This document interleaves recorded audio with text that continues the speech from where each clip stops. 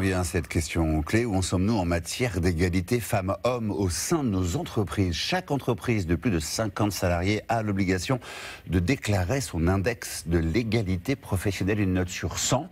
Alors quels sont les meilleurs élèves? Sur quels critères se base ce classement? Ce soir, on fait le point avec Vicky Bogart. Vicky, quelles sont les entreprises les mieux notées? La meilleure note, c'est une note de 100 sur 100 en matière d'égalité homme-femme. C'est le cas des enseignes La Brioche Dorée, La Française des Jeux ou encore Nicolas.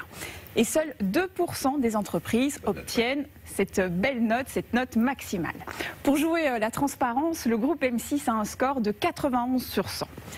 A l'inverse, Monsieur Bricolage, Havas Voyage et Foncia font partie des mauvais élèves avec une note inférieure à 75.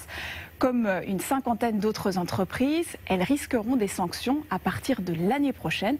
Et le montant de l'amende peut aller jusqu'à 1% de la masse salariale. Cela peut chiffrer à plus d'1 million d'euros. Oui, ça peut grimper très vite. Quels sont les critères, Vicky, pris en compte pour noter les entreprises ?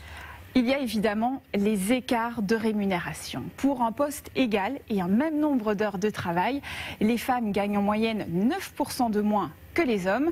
Et cette différence grimpe à 28% sur l'ensemble de la carrière, tout poste confondu, car les femmes sont surreprésentées dans les métiers précaires ou moins bien payés.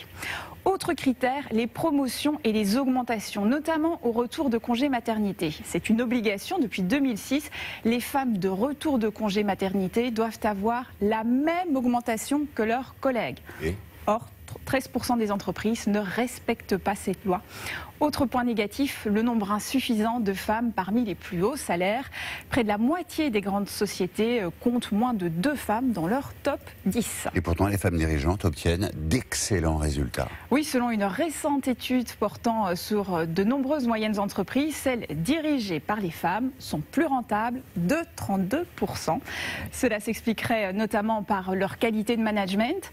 Et comme elles ont souvent traversé des épreuves pour obtenir ces postes à responsabilité, ce sont des profils dotés de nombreuses qualités qui y parviennent, d'où les meilleurs résultats.